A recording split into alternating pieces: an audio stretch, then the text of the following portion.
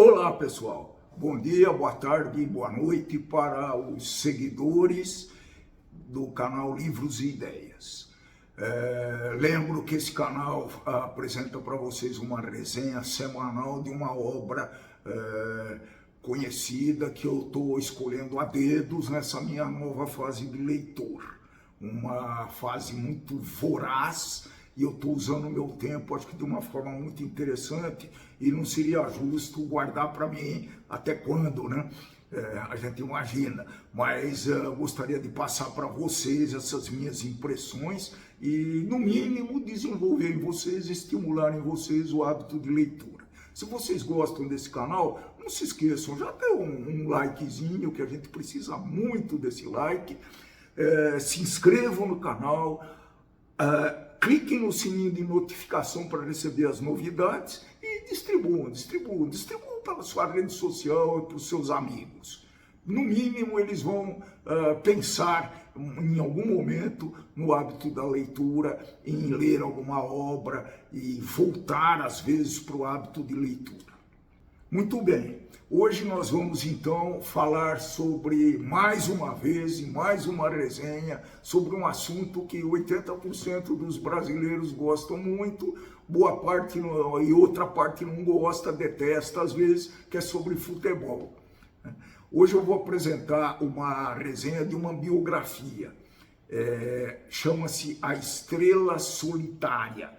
Foi escrita pelo biógrafo Rui Castro, que tem muitas outras biografias e talvez seja o biógrafo mais famoso e que mais trabalhou nesse campo no Brasil. Essa obra que eu vou falar para vocês foi publicada em 1995. Não é nova, mas é que aproveita-se as oportunidades para fazer biografia. Eu vou falar sobre um jogador de futebol polêmico, questionado, amado, odiado. Essa a vida de Manuel Francisco dos Santos. Quem foi Manuel Francisco dos Santos? Um nome muito parecido com o de milhares de brasileiros, deve ter muitos homônimos pela aí. Ele foi simplesmente Garrincha, ou Mané Garrincha. Mané Garrincha foi muito importante para o futebol brasileiro. Boa parte dos fãs, né, do futebol colocam Garrincha num nível de Pelé. Não vamos chegar tanto, mas o Garrincha realmente teve importância capital nas Copas do Mundo que o Brasil conquistou, pelo menos em duas delas. E eu vou mostrar para vocês, vamos conversar um pouco sobre isso. Tenho muita facilidade de falar, porque eu me interesso muito pelo tema, conheço bastante a história do futebol brasileiro, de futebol mundial menos, mas do futebol brasileiro. Essa obra aí, como toda biografia, faz uma análise muito profunda sobre esse ícone do futebol brasileiro, que ele jogou entre as décadas de 50 e 60. Até 67, 68, o Garrincha tentou jogar. Vocês vão entender a vida desse personagem muito, muito interessante e icônico do futebol brasileiro. A obra se passa... ela abrange desde o começo, desde a infância do Garrincha, num lugarejo chamado Pau Grande, que virou um point, vamos dizer assim, pelo fato de Garrincha ter nascido e passado toda a sua infância lá, e durante toda a sua carreira Garrincha voltava para essa cidadezinha como se querendo resgatar as raízes, né, que ele deixou para trás. Andei pesquisando e no próprio livro fala alguma coisa, por que esse apelido? Esse apelido veio em função as pessoas achavam que Garrincha, que o Manuel Francisco dos Santos, depois Garrincha, parecia muito com um pássaro chamado Garrincha, que vivia que vive nessa região. Não sei se tem ainda, mas está aí a explicação que eu achei. Garrincha tinha uma particularidade, ele nasceu com as pernas tortas. Então, esse era um dos pontos mais... as pessoas não entendiam como que ele podia jogar bola com as pernas tortas. Um joelho para dentro, outro joelho para fora. Talvez isso tenha facilitado a carreira do Garrincha, porque Garrincha era um driblador. Talvez um maior driblador do futebol brasileiro. Tem outros, mas o Garrincha ficou muito marcado e eternizado pelos dribles. Como eu ia dizendo, o Garrincha teve vários casos amorosos durante sua vida. Teve a Nair, que ele foi casado com a Nair, depois divorciou, toda uma história que, se vocês se interessarem, vocês vão poder ler, tá certo? Mas ele teve vários filhos com a Nair. Várias filhas, na verdade, né? E isso é uma outra coisa, ele tinha muitas filhas e pouquíssimos filhos, apesar de que teve bastante, se não me engano 13 ou 14 no total. Então a Nair era a mulher dele, Iraci era um caso dele lá da cidade, lá de Pau Grande, né? E ela acabou vivendo com ele, foi para o Rio quando ele começou a jogar, enfim, foi um relacionamento bem duradouro. O grande relacionamento do Garrincha foi com a Elza Soares. A Elza Soares faleceu agora há pouco tempo, né? E ela foi realmente, na época, era cantora e não era tão famosa, talvez a fama de Garrincha tenha ajudado, mas ela já conseguia se destacar no mundo da música, né? Então foi muito criticada na época que ela estava com o Garrincha por interesses na sua fama e no seu dinheiro. Na verdade não foi nada disso, pessoal. Eu já sabia disso, essa biografia do Rui Castro simplesmente confirmou esse assunto. Não, a Elza Soares ajudou muito Garrincha. Talvez se não fosse a Elza, Garrincha teria morrido muito mais cedo, né? Então foi muito conturbada a relação da Elza com Garrincha, tiveram um filho, se largavam, voltavam. Garrincha, quando parou de jogar, acompanhava a Elza. E a Elza ajudou demais o Garrincha num problema que ele tinha, que é muito triste.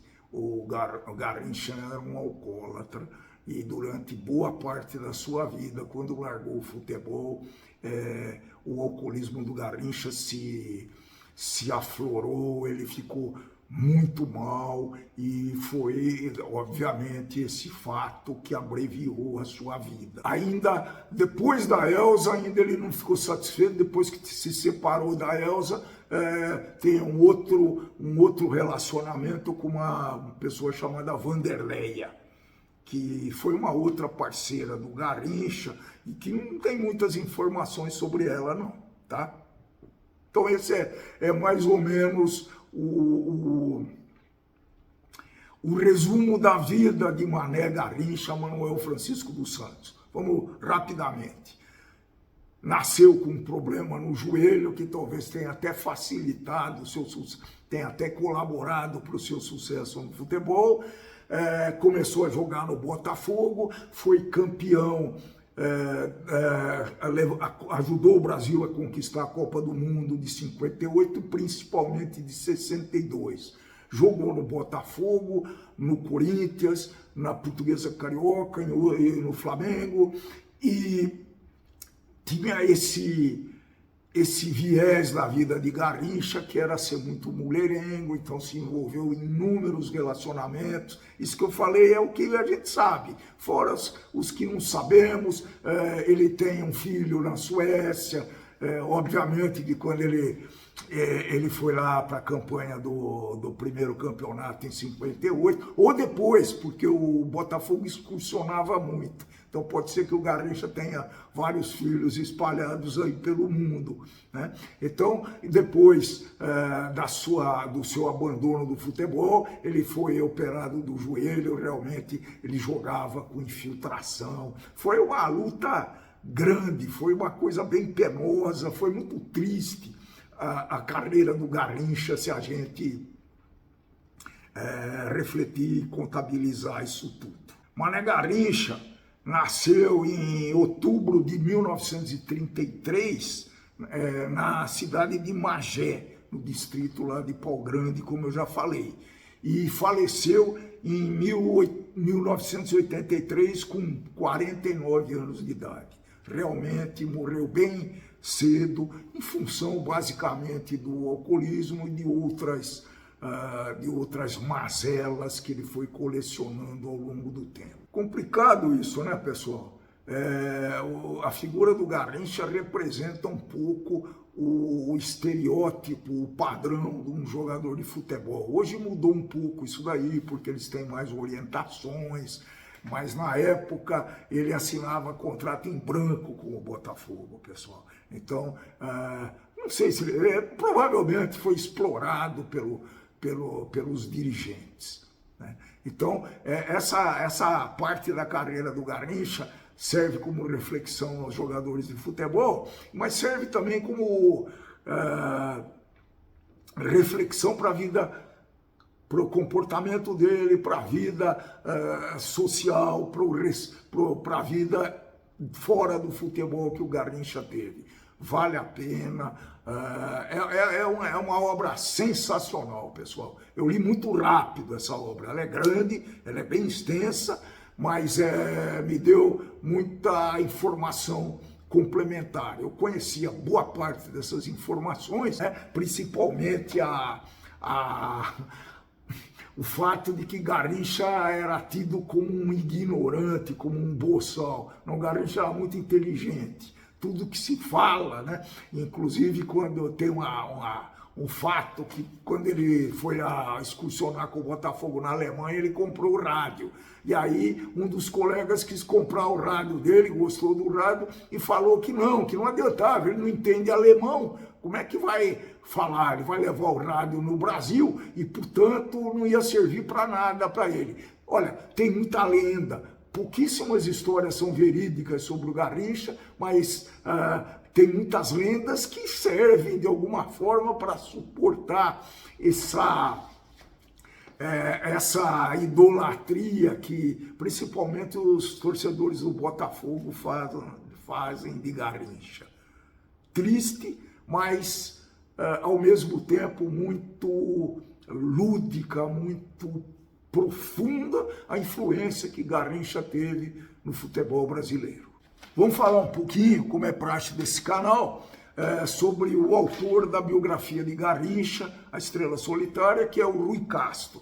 Rui Castro, eu já falei, é um dos maiores biógrafos brasileiros e ele escreveu uma série de biografias, sempre destacando o lado profissional do biografado, vamos chamar assim, mas destacando e pintando com cores muito vivas, de uma forma muito interessante, a vida desse personagem, desse biografado, fora, no caso do Garrincha, das 4 linhas, mas fora da profissão que ele tinha. Então uma das biografias que ele fez, eu vou informar para vocês pensem aí que for de interesse. Ele fez uma biografia chamada Chega de Saudade, a história e as histórias da Bossa Nova, que ele publicou em 1990. Tem uma edição revisada em 2016. Uma das obras mais conhecidas do Rui é O Anjo Pornográfico, que ele relata a vida de Nelson Rodrigues. Isso está no meu prelo, é uma das próximas leituras que eu vou fazer. Não sei quando farei a resenha, se for muito interessante até vou fazer essa resenha para vocês. Eu estou vendo aqui, pessoal, porque é muitas obras. Ele tem uma obra que eu quero ler também, que chama Carmen, uma biografia, que ele publicou em 2005. É sobre a Carmen Miranda, outra figura muito icônica na música brasileira, apesar de ser portuguesa. Isso me interessa, eu vou precisar ler essa obra. O que mais? Além das biografias, tem algumas obras de ficção, alguns romances, por exemplo, mas sempre baseado em fatos reais. Por exemplo, Os Perigos do Imperador, um romance do Segundo Reinado. Esse também pode ser interessante. Então ele é muito marcante nas obras que faz o Rui Castro.